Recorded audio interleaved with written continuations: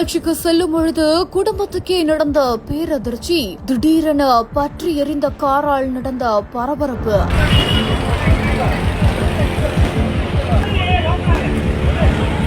தீயை அணைக்க போராடிய தீயணைப்பு துறையினர்கள்.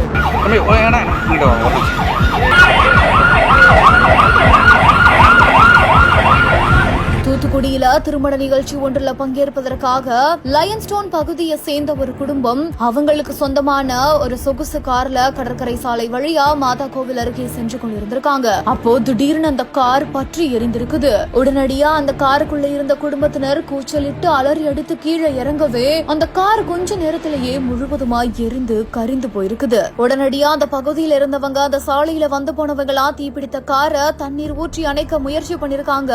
ஆனாலுமே முடியல.